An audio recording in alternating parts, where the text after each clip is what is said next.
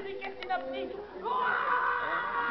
La Vierge lui dit tu émanciperas ta communauté. C'est un pigeon qui a vomi. C'est un montée tellurique, ça fait toujours ça. C'est un montée tellurique. Et vous l'avez à la douche, là, ça va.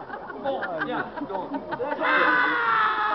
Connexion synaptique d'un nouvel ordre, car la Vierge Marie lui dit tu émanciperas ta communauté. Nous sommes en 1833, la révolution, la révolte des Canuts a eu lieu en 31. Elle entend émancipation des classes laborieuses. Elle entend...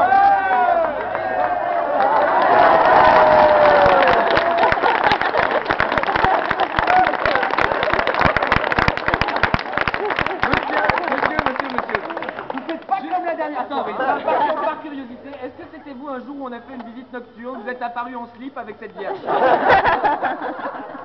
ne peux plus être en slip avec la vierge. Dommage. Je ne suis pas assez pédophile. Merci. C'est la journée, Michel, j'ai l'impression. Tu vas me tomber sur la gueule. Bien. Donc, on a été où, Michel? Bien, Marie! Tu émanciperas ta communauté, émancipation des classes laborieuses. Oui, mort aux bourgeois spéculateurs. La jeune Annette, France établie et tachée de sang, elle l'élève. Et c'est la naissance du drapeau rouge. Ici même.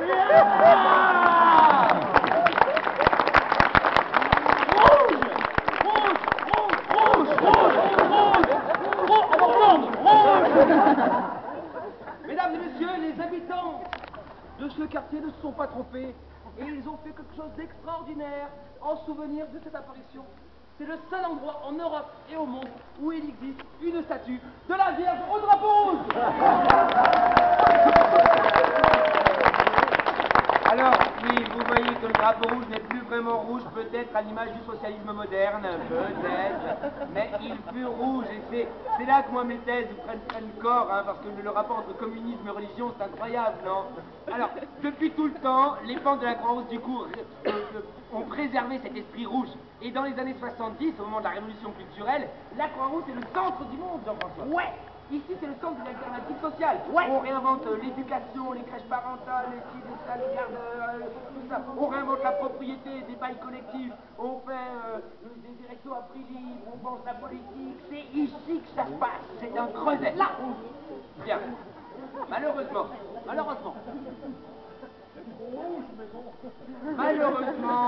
le phénomène de gentrification, eh bien, opère dans le monde entier. Vous savez ce que c'est la gentrification? C'est l'embourgeoisement des centres-villes. Hein, c'est comme ça, c'est dans le monde entier que ça se passe, on pourrait dire la boboisation. Voilà.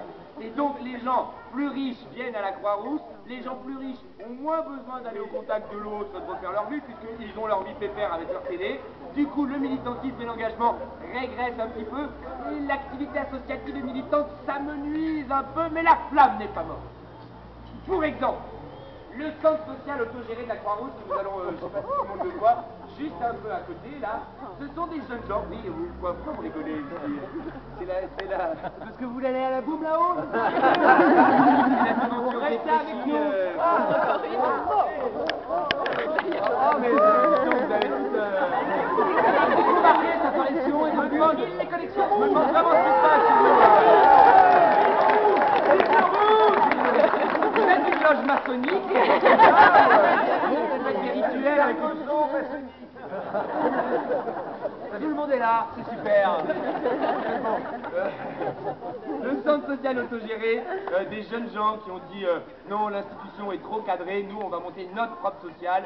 Un ébéniste qui est juste au-dessus leur prête le local pour 1 euro symbolique et ils font des activités libertaires comme ça, autogérées. Si vous savez bien l'anglais et que vous voulez donner des cours, venez ici, il y a des cours de cuisine, du soutien scolaire, des concerts de rap, de punk rock ou de violoncelle, tout est possible au centre social. Si vous voulez leur proposer des activités, allez-y. Voilà. Très bien. Maintenant que vous êtes bien reposés, la visite continue. Si vous voulez bien me suivre, mesdames et messieurs, on lève son petit derrière et on y va.